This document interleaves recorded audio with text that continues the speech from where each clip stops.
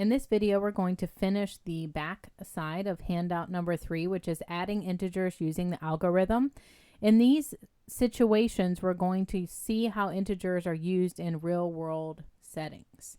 So it says, as you apply integer operations to real-world situations, consider asking yourself the following questions to help guide your thinking and to determine the reasonableness for your solution. So as you're working through problems, you always want to look at your solution to see whether or not the answer makes sense in the context of the problem. So the first thing we need to think about is, what value are you beginning or starting with? So we need to think about, what value am I beginning with? Then we need to think about, what value do you also know, and what does that value represent? And last, when we get our solution, we need to think, does our solution make sense in the context of the problem? So these are the 3 things we're going to focus on as we look at these 3 situations. So it tells us to practice adding integers in the situations below. So first we're going to read through the problem and underline the important parts. Then we're going to fill in our 4 boxes and solve our problem.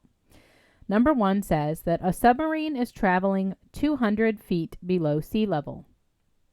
It then ascends 75 feet. What is the new position of the submarine? Write and solve an equation to represent the situation. So we have a submarine. We have a little picture here. It travels 200 feet below sea level. So here's the sea. I'm going to draw a little picture. And the submarine's up at the top, and it travels 200 feet below sea level. So 200 feet. But if it goes down, that's a negative 200 feet. It's going down below sea level. It says then the submarine ascends 75 feet. So ascend, we have to know what that word means.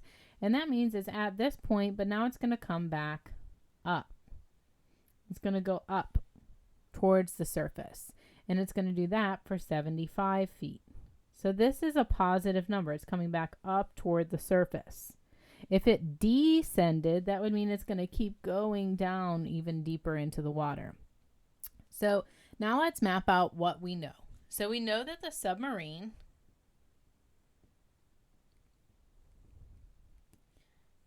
is at negative 200 feet. This means 200 feet below sea level. We also know that it ascends 75 feet. And ascend is going in a positive direction. So ascend is going in a positive direction. And we need to figure out, or the question that we're answering, I need to know, what is the new position of the submarine? So I need to know, what is the new position of the submarine? I'm going to write the question down to help me focus on what I need to figure out. So I'm going to write, what is the new position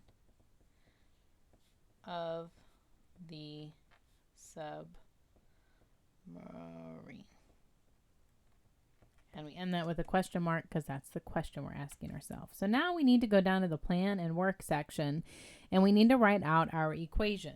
So we know that we're starting at negative 200 feet, and what we're doing is adding 75 to that.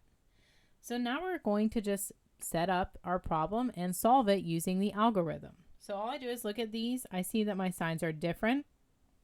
I know that if my signs are different, then I subtract and I keep the sign of the greater magnitude.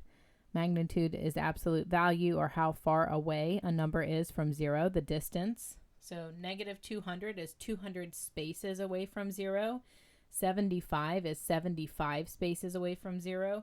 So negative 200 is greater, which means my answer is going to be a negative. And now I'm going to take 200 and I'm going to subtract 75 from it. I can't subtract 0 from 5, and this 0 I can't borrow from, so I'm going to go all the way to the 2. This 0 is going to become a 10. I'm going to borrow 1, so it's going to become a 9. This 0 is going to become a 10. 10 minus 5 is 5. 9 minus 7 is 2, and 1 minus 0 is 1. So my submarine is now at negative 125 feet. So I have two ways that I can write this. I can say that the submarine is now at negative 125 feet, or I could say the submarine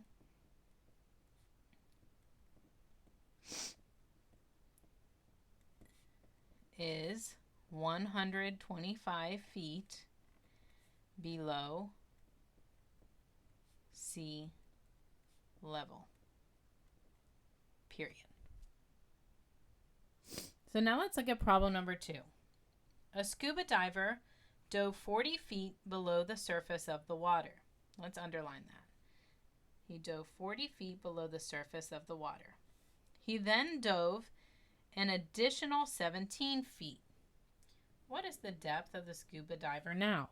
Write and solve an equation to represent the situation. So here I'm going to have my little scuba diver friend. And he's going to dive down below the surface of the water. And the first time it says he's going to go 40 feet below the surface of the water.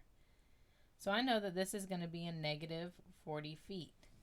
But it says once he gets to that negative 40 feet, he goes an additional 17 feet below. So he's going to go a longer distance down under the surface of the water.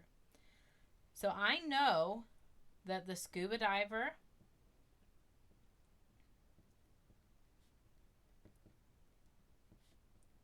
dove 40 feet below the surface. That's one thing I know. The other thing I know is that he dove an additional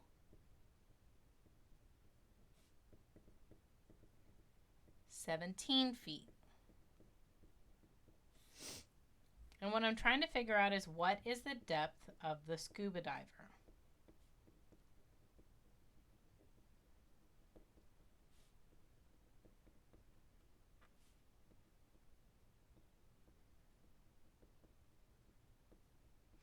So now we need to set up our problem. So we know we have negative 40, and we're going to add to negative 40 another negative 17.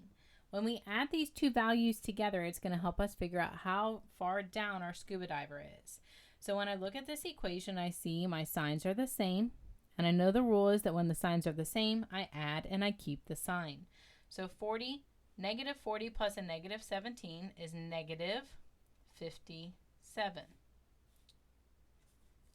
So I'm just adding 40 plus 17. I'm keeping that negative sign, so 0 plus 7 is 7, and 4 plus 1 is 5. Now I'm going to write a written response to our solution, and I'm going to say that the scuba diver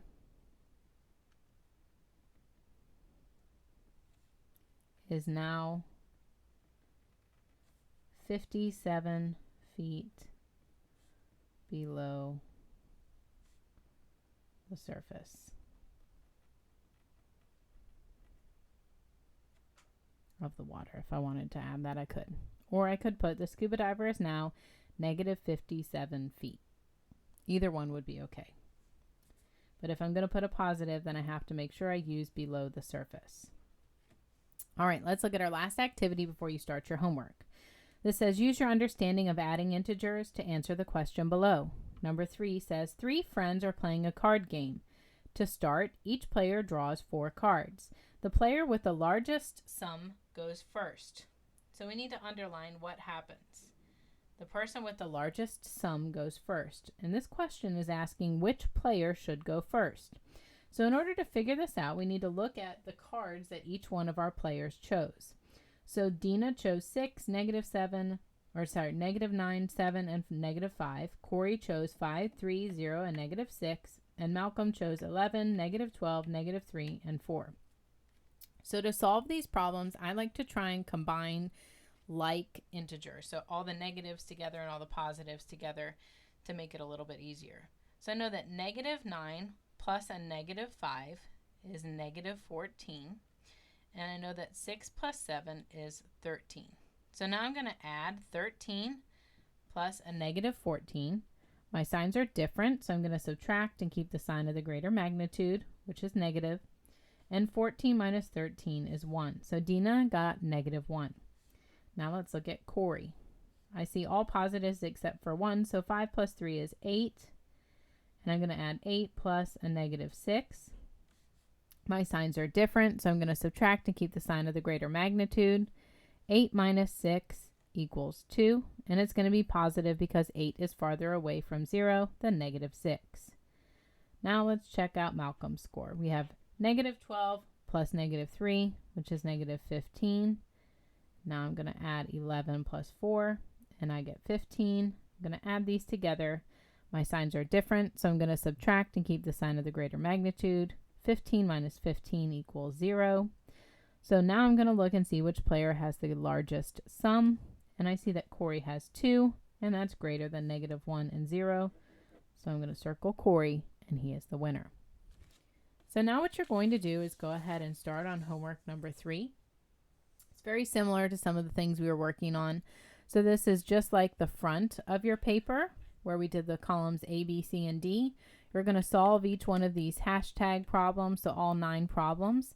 And then you're going to add up each row, and then you'll add this column to see what sum you get. You're going to do the same thing with each one of these. You'll solve all 9 problems. You'll take each answer, get a sum, a sum, a sum, and then you'll add down the column. You'll get Lee's total sum, and then it asks you to compare who had the greater sum, and if they scored the same, that you would just write the word tie. Number 2 is talking about Jonathan's checking account balance being -45.